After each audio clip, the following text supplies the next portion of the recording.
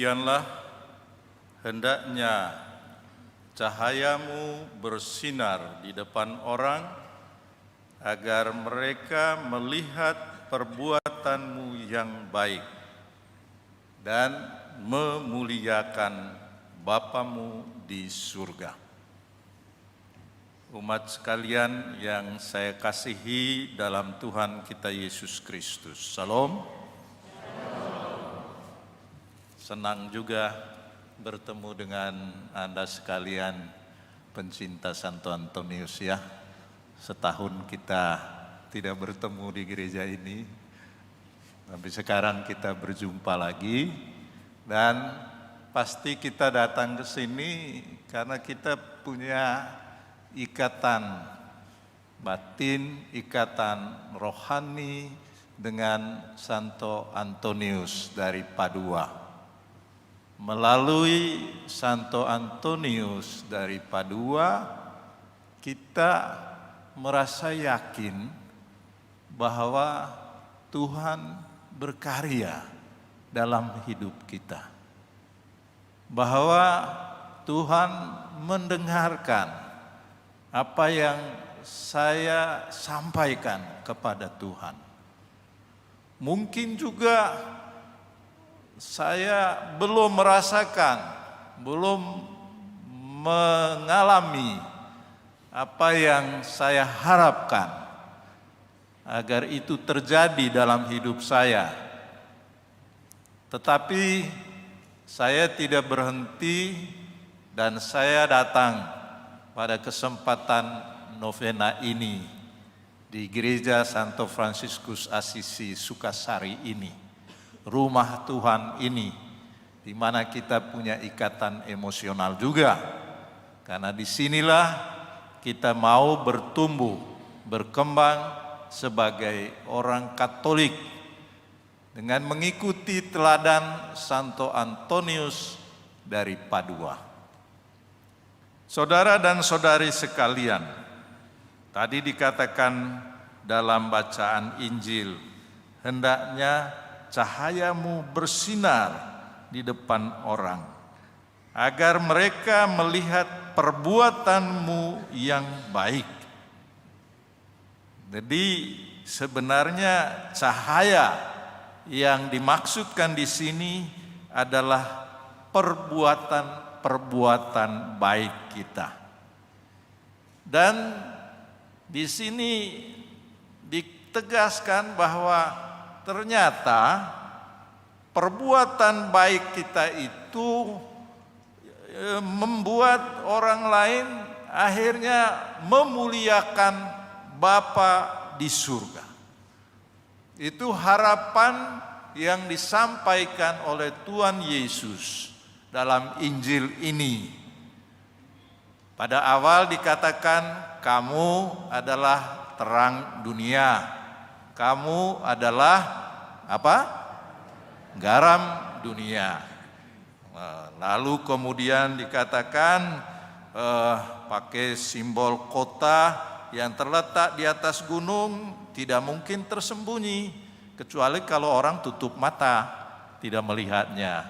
Tapi kalau di atas gunung pasti orang melihat ini. Demikian juga orang tidak menyalakan pelita lalu meletakkannya di bawah gantang seperti lilin. Tidak mungkin kita taruh di bawah itu sehingga cahayanya tidak kelihatan. Nah, itu maksudnya agar menerangi semua orang dalam rumah ini. Jadi sebenarnya Yesus mengingatkan kita semua bahwa kita ini sebagai orang ciptaan Tuhan telah diberikan potensi kebaikan dalam diri kita. Anda itu orang baik. Amin. Yakin ya? Kalau tidak yakin, orang tidak akan berjuang untuk memperlihatkan kebaikannya. Tapi kalau dia meyakini saya orang baik, maka saya berjuang untuk melakukan kebaikan.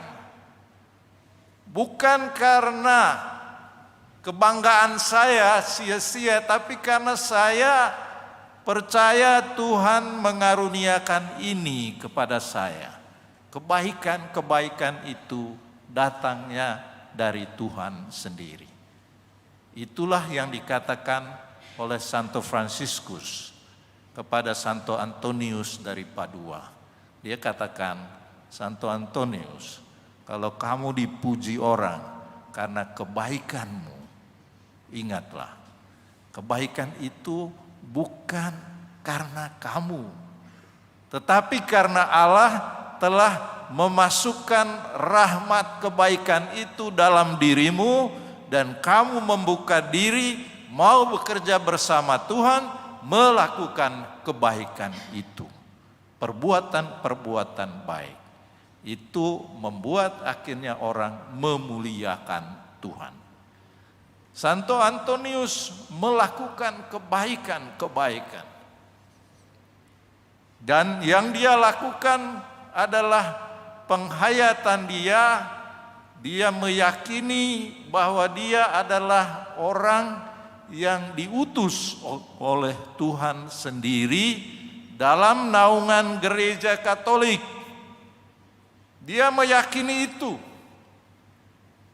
Dia menyerahkan diri kepada Tuhan dalam gereja Katolik, kemudian dia menghidupi iman Katoliknya dengan mendalami firman Tuhan, membaca kitab suci, kemudian dia menyampaikan itu melalui pengajarannya, tapi juga melalui perbuatan-perbuatan baiknya. Nah, saudara dan saudari, tadi dalam pembukaan saya mengatakan bahwa tema besar novena ini ialah gereja sinodal berkatekese. Dan saya singkat tadi juga mengatakan gereja sinodal itu siapa? Siapa? Ya kita. Gereja adalah kita. Kita itu siapa?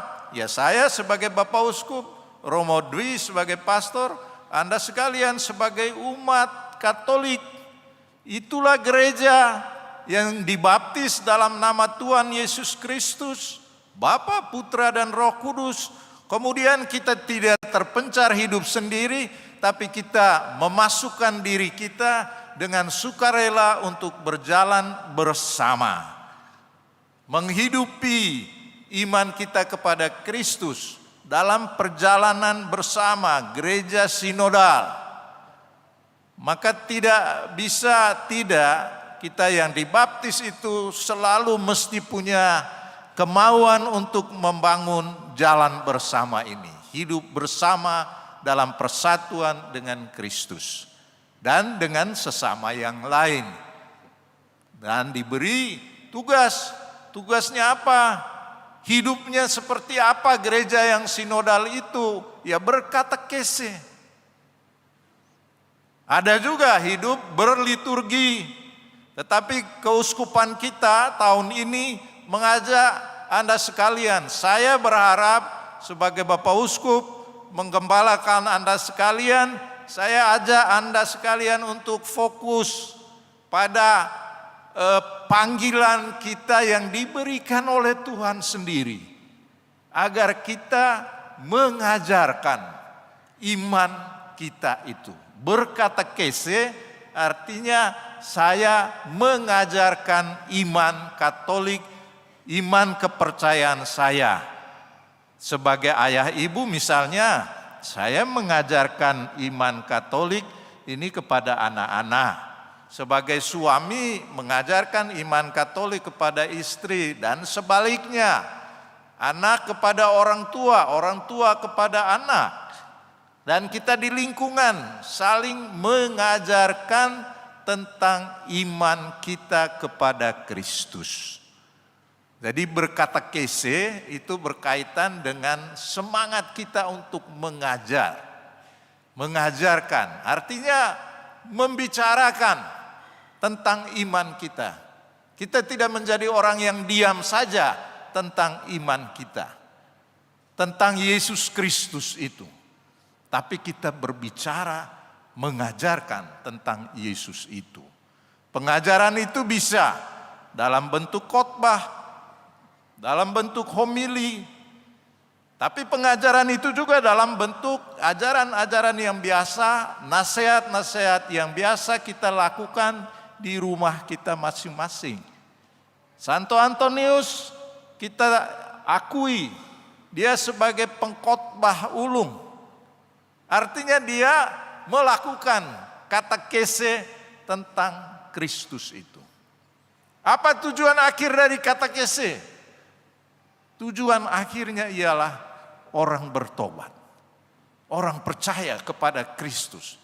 Maka yang kita sampaikan ialah tentang Kristus, ajarannya, dan kemudian orang meyakini, oh ya, kalau begitu saya percaya sungguh-sungguh kepada Tuhan Yesus Kristus yang Anda imani, yang Anda percayai, dan saya juga percaya itu. Maka tugas kita sekalian ialah bagaimana kita saling meneguhkan satu sama lain.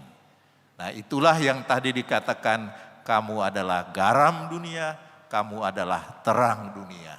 Artinya mengajarkan itu kepada orang lain. Tapi kalau kita mau mengajarkan sesuatu, saudara-saudari, kita harus meyakini itu. Keyakinan kita.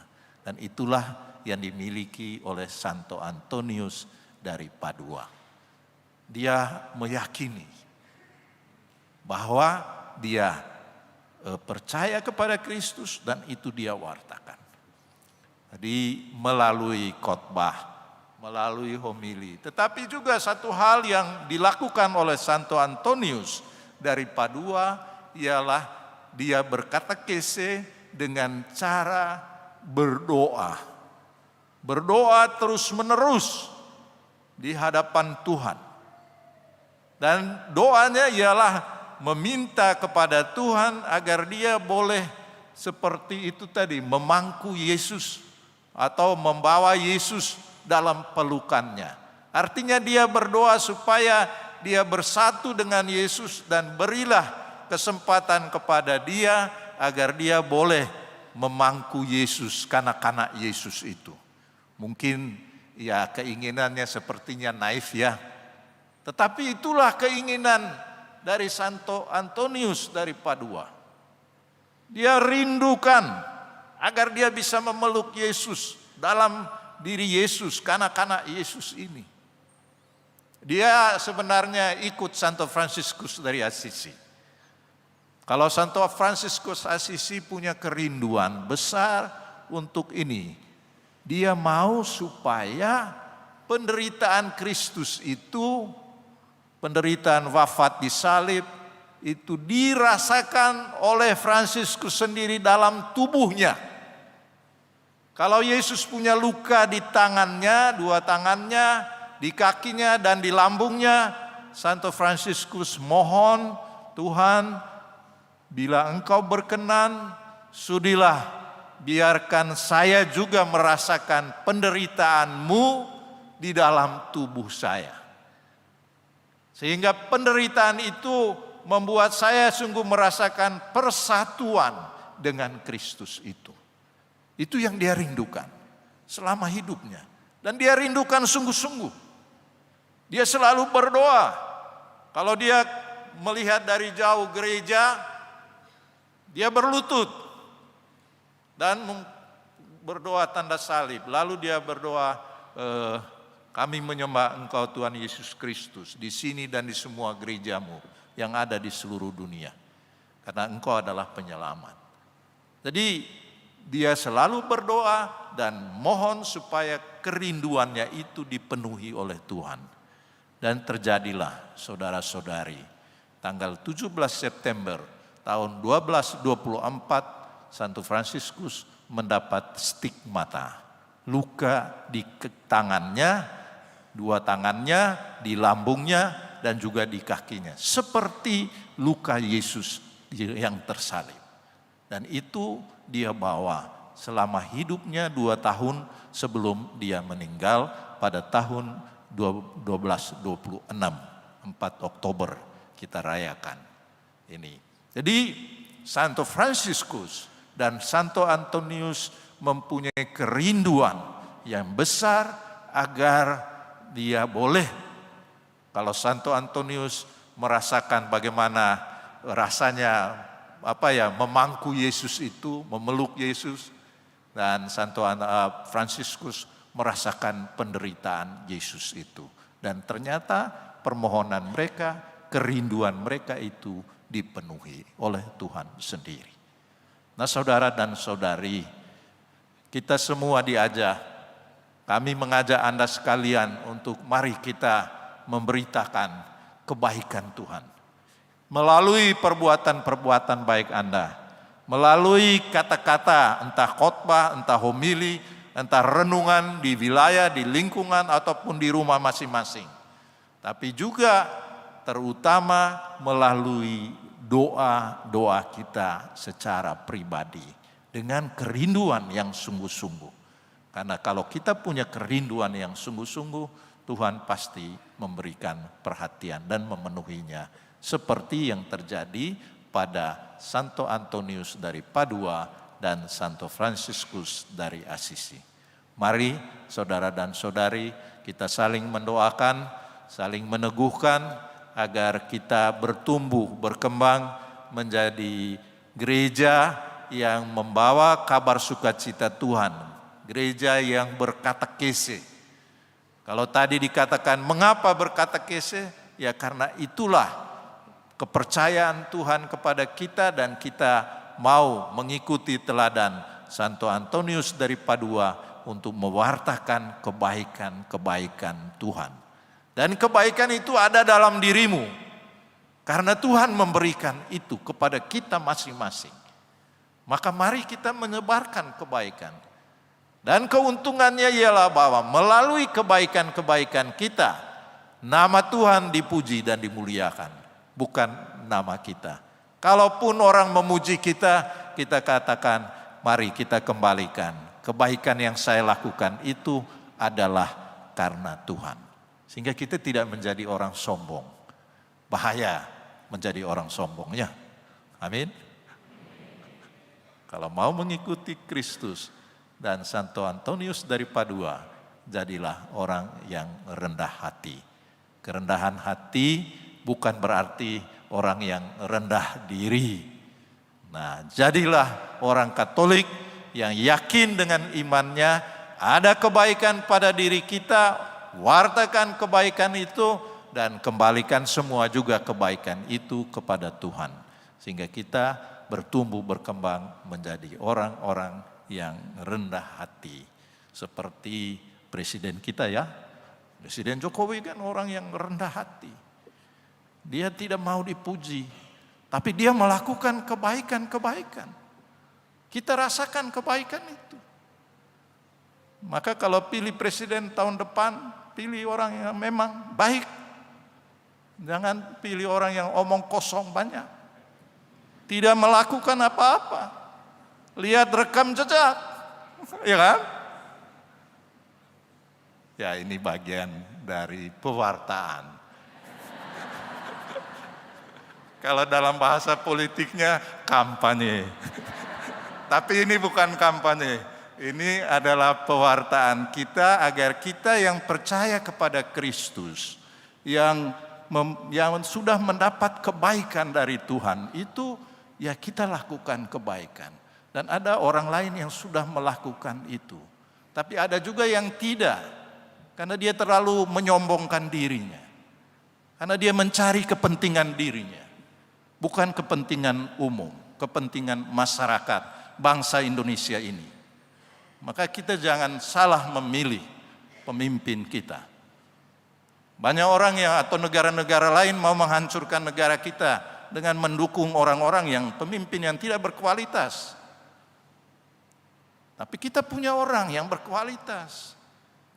Maka kita memilih orang baik. Kita orang baik, pilihlah orang-orang yang baik.